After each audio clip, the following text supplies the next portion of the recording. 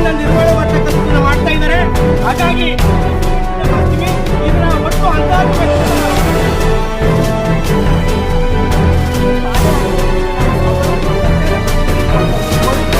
ದುರ್ಬಳಕೆ ಮಾಡ್ಕೊಳ್ಳುವಂತ ಕೆಲಸಗಳು ವಿರೋಧಿಸಿ ಪ್ರತಿಭಟನೆ. ಇಲ್ಲಿ ಶಾಲೆಯನ್ನ ನಿರ್ಮಾಣ ಮಾಡ್ತಕ್ಕಂಥದ್ದನ್ನ ಮಾಡ್ತಾ ಇದ್ದಾರೆ. ಹಾಗಾಗಿ ಇಲ್ಲಿ ಯಾರು ಕಾಮಗಾರಿಯನ್ನ ಮಾಡ್ತಿದ್ದಾರೆ ಆ ಸಂಬಂಧಪಟ್ಟಂತ ಇಲಾಖೆ ಅಧಿಕಾರಿಗಳು, ಸಂಬಂಧಪಟ್ಟಂತ ಗುತ್ತಿಗೆದಾರರು ಬಂದು ಈ ಕಾಮಗಾರಿ ನಡೆಯುವ ಸ್ಥಳದಲ್ಲಿ ಅಂದಾಜು ಪಟ್ಟಿಯ ಬೋರ್ಡ್ ಅನ್ನು ಹಾಕ್ಬೇಕು, ಎಸ್ಟಿಮೇಟ್ ಬೋರ್ಡ್ ಅನ್ನ ಹಾಕ್ಬೇಕು. ಎಸ್ಟಿಮೇಟ್ ಬೋರ್ಡ್ ಹಾಕಿ ಇದಕ್ಕೆ ಯಾವ ಗುಣಮಟ್ಟದ ಸ್ಟೀಲ್ ಅನ್ನ ಹಾಕ್ತಿವಿ, ಯಾವ ಗುಣಮಟ್ಟದ ಸ್ಯಾಂಡ್ ಅನ್ನ ಬಳಸ್ತೀವಿ, ಯಾವ ಸಿಮೆಂಟ್ ಅನ್ನ ಬಳಸ್ತೀವಿ, ಇದರ ಒಟ್ಟು ಅಂದಾಜು ವೆಚ್ಚದ ಸಂಪೂರ್ಣ ವಿವರವನ್ನ ಆ ಗುತ್ತಿಗೆದಾರ ಹಾಕ್ಬೇಕಿತ್ತು. ಆ ಗುತ್ತಿಗೆದಾರ ಅದನ್ನು ಸಹ ಒಂದು ಉದ್ದಟತನವನ್ನ ಪ್ರದರ್ಶನ ಮಾಡಿದ್ದಾನೆ. ಹಾಗಾಗಿ ಈ ಕಾಮಗಾರಿಯ ಗುಣಮಟ್ಟತೆಯಲ್ಲಿ ಯಾವುದೇ ಕಾರಣಕ್ಕೂ ರಾಜಿ ಮಾಡ್ತಕ್ಕಂಥ ಪ್ರಶ್ನೆನೇ ಇಲ್ಲ. ಯಾವ ಶಕ್ತಿಗಳೇ ಅಡ್ಡ ಬಂದ್ರು ಈ ಶಾಲೆಯ, ಯಾಕೆಂದ್ರೆ ಇಲ್ಲಿ ಸುಂದರ ಮಕ್ಕಳ ಭವಿಷ್ಯ ನಿರ್ಮಾಣ ಆಗ್ತಕ್ಕಂಥ ಶಾಲೆ. ಹಾಗಾಗಿ ಇಲ್ಲಿ ಬಡವರ ಮಕ್ಕಳು ಸರ್ಕಾರಿ ಶಾಲೆಯಲ್ಲಿ ಓದ್ತಕ್ಕಂಥದ್ದು. ಆ ಬಡವರ ಮಕ್ಕಳ ಜೀವದ ಹಾನಿಗೆ ನಾವು ಅವಕಾಶ ಕೊಡಲ್ಲ. ಗುಣಮಟ್ಟತೆಯಿಂದ ಕಾಮಗಾರಿಯನ್ನ ಮಾಡ್ತೀವಿ ಅನ್ನೋದಾದ್ರೆ ಮಾತ್ರ ನಾವು ಅದಕ್ಕೆ ಅವಕಾಶ ಕೊಡ್ತೀವಿ ಅಂತಕ್ಕಂಥದ್ದು ನಮ್ಮ ಆಗ್ರಹ.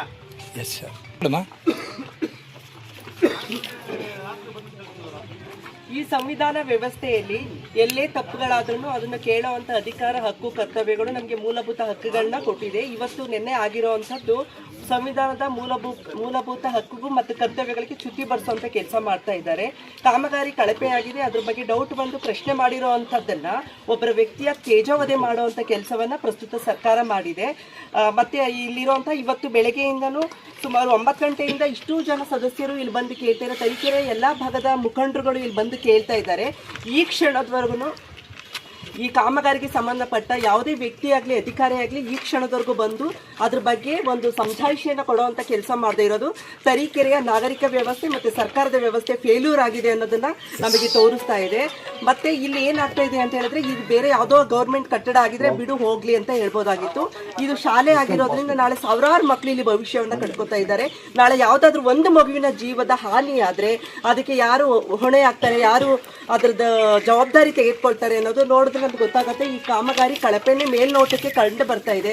ಇದು ಕ್ವಾಲಿಟಿ ಚೆಕ್ ಮಾಡಿಸುವಂಥ ಕೆಲಸ ಯಾವ ಡಿಪಾರ್ಟ್ಮೆಂಟಿಂದ ಆಗ್ತಾ ಇದೆ ಅಂತ ತಿಳ್ಕೊಬೇಕು. ಮತ್ತು ಮೊದಲಿಂದನೂ ಇದು ಏನಾದರೂ ಒಂದು ವಿವಾದವನ್ನು ಈ ಶಾಲೆ ಕಟ್ಟಕ್ಕೆ ಶುರು ಮಾಡಿದಾಗಿಂದ ಸ್ಲಮ್ ಬೋರ್ಡಿಂದ ಏನು ಅವರಿಗೆ ವಸತಿ ಇದು ಸೈಟ್ ಅಲಾಟ್ಮೆಂಟ್ ಆಗಿತ್ತು, ಅವ್ರಿಗೂ ಸಹ ಮೂಲಭೂತ ಹಕ್ಕದ ದಾರಿನೂ ಸಹ ಅವ್ರಿಗೆ ಬಿಡ್ದಂಗೆ ಇದು ಅತಿಕ್ರಮಣ ಮಾಡ್ಕೊಂಡಿದೆ.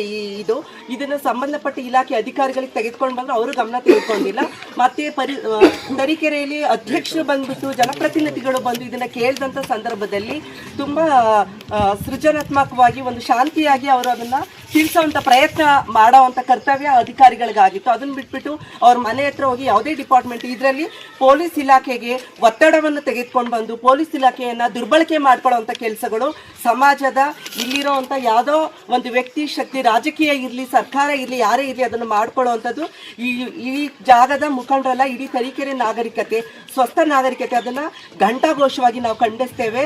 ಹಾಗಾಗಿ ಈ ಸಂಬಂಧಪಟ್ಟ ಅಧಿಕಾರಿಗಳು ಯಾವ ಡಿಪಾರ್ಟ್ಮೆಂಟ್ ಇರಲಿ, ಯಾರ ಅಧಿಕಾರಿಗಳಲ್ಲಿ ಶಾಸಕರು ಇರಲಿ, ಈ ಸ್ಥಳಕ್ಕೆ ಬರಬೇಕು, ಕ್ವಾಲಿಟಿ ಚೆಕ್ ಆಗಬೇಕು, ಮತ್ತೆ ಬರುವಂಥ ಮಕ್ಕಳಿಗೆ ಮುಂದೆ ಮಕ್ಕಳಿಗೆ ಅನ್ಯಾಯ ಆಗಲಿಕ್ಕೆ ಬಿಡಬಾರ್ದು ಅಂತ ಕೇಳ್ಕೊತೀವಿ. ಉಪಯೋಗಿಸ್ತಾ ಇರೋಂಥ ಸ್ಯಾಂಡಲ್ ಡಸ್ಟ್ ಅದು ಯಾವುದಕ್ಕೂ ಉಪಯೋಗ ಇಲ್ಲದೆ ಇರೋದು ವೇಸ್ಟ್ ಪ್ರಾಡಕ್ಟ್ ನ ತಗೊಂಡ್ ಬಂದು ಇಲ್ಲಿ ಕಾಮಗಾರಿ ಮಾಡ್ತಾ ಇರೋವಂಥದ್ದು ಕಂಡು ಬರ್ತಾ ಇದೆ.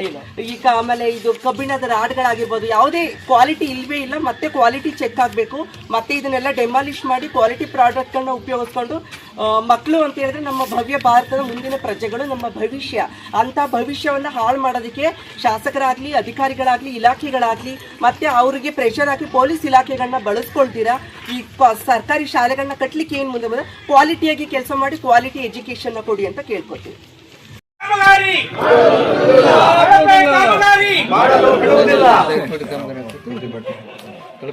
ವಿರೋಧಿಸಿ ಪ್ರತಿಭಟನೆ.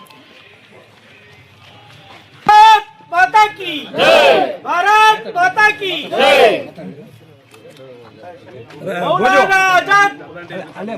ಮೌಲಾನಾ ಆಜಾದ್ ಸರ್ಕಾರಿ ಶಾಲೆ ಕಳಪೆ ಆಗಲು ಬಿಡುವುದಿಲ್ಲ. ಕಳಪೆ ಕಾಮಗಾರಿ ಆಗಲು ಬಿಡುವುದಿಲ್ಲ. ಗುತ್ತಿಗೆದಾರನಿಗೆ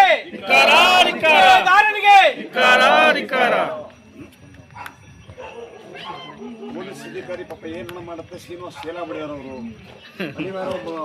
ಮಾಧ್ಯಮದ ಸ್ನೇಹಿತರೆ,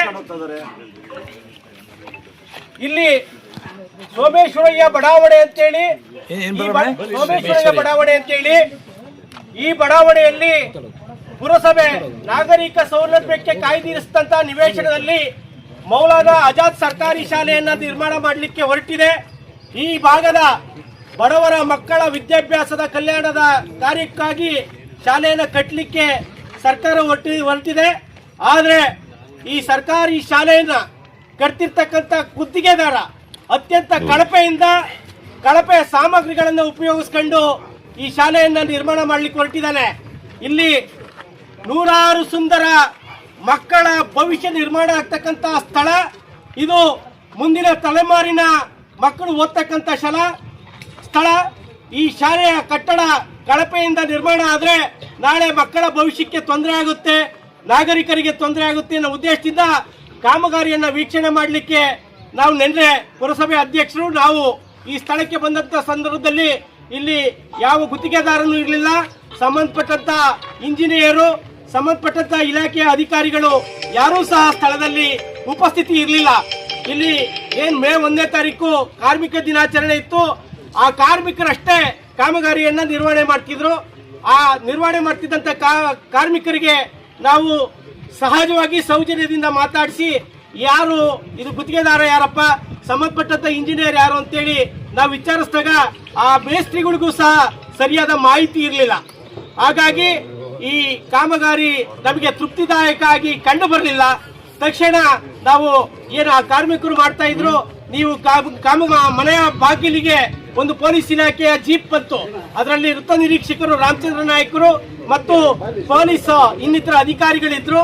ಆಗ ಏನ್ರಿ ನೀವು ಕಾಮಗಾರಿ ನಡೆಯುವ ಸ್ಥಳಕ್ಕೆ ಹೋಗಿದ್ರ ಅಂತೇಳಿ ವೃತ್ತ ನಿರೀಕ್ಷಕರು ನನಗೆ ಕೇಳಿದ್ರು. ಹೌದು ಸರ್, ನಾನು ಹೋಗಿದ್ದೆ, ನಾನು ಪುರಸಭಾ ಅಧ್ಯಕ್ಷರು ಹೋಗಿದ್ವಿ.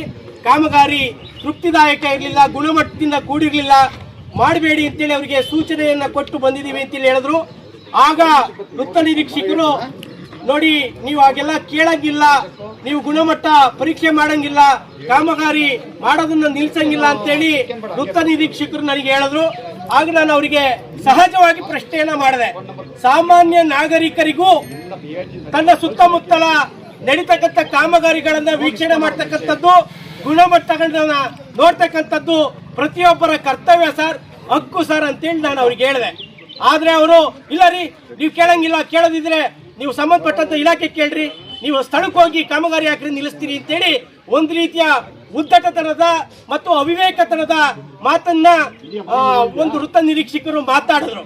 ನನಗೆ ನೀನು ನನಗೆ ವಾದಿಸ್ಬೇಡ, ನೀನು ಹಂಗ್ ಮಾಡಂಗಿಲ್ಲ, ನೀನು ಊರಲ್ಲಿ ಇದು ಮಾಡ್ತೀಯಾ, ನೀನ್ ನೀಚ ಇದೆಯಾ, ಬಟ್ಟೆ ಬಿಚ್ಚಿ ನಿನ್ನ ಎತ್ತಾಕೊಂಡು ಹೋಗ್ತೀನಿ ಅಂತೇಳಿ ಲಜ್ಜೆಗೆಟ್ಟ ಒಬ್ಬ ಅಧಿಕಾರಿ ಮಾತಾಡಿದ್ರು.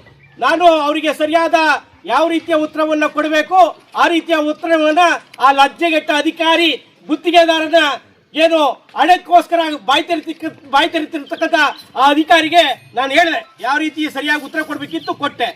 ಇಲ್ಲಿ ಸರಿಯಾದ ಕಾಮಗಾರಿಯನ್ನ, ಶ್ರೇಷ್ಠತೆಯನ್ನ, ಗುಣಮಟ್ಟತೆಯನ್ನ ಕಾಪಾಡ್ಕೋಬೇಕಾದ್ದು ಈ ಭಾಗದ ಮುಖಂಡನಾಗಿ, ಈ ಭಾಗದ ಚುನಾಯಿತ ಪ್ರತಿನಿಧಿಯಾಗಿ ನನ್ನ ಕರ್ತವ್ಯ. ಆ ಕರ್ತವ್ಯಕ್ಕೆ ಅಡ್ಡಿಪಡಿಸ್ತಕ್ಕಂಥ ಪೊಲೀಸರ ಮುಖಾಂತರ ಧ್ವನಿಗಳನ್ನ ಹತ್ತಿಕ್ತಕ್ಕಂಥ, ದಮನ ಮಾಡ್ತಕ್ಕಂಥ ಏನು ಬಾಹ್ಯ ಶಕ್ತಿಗಳಿದಾವೆ, ಆ ಶಕ್ತಿಗಳು ಇಲ್ಲಿ ಬರಬೇಕು ಅಂತೇಳಿ ಈ ಭಾಗದ ಎಲ್ಲ ಮುಖಂಡರುಗಳು ನಾವು ಇವತ್ತು ಈ ಸ್ಥಳಕ್ಕೆ ಬಂದಿದ್ದೇವೆ.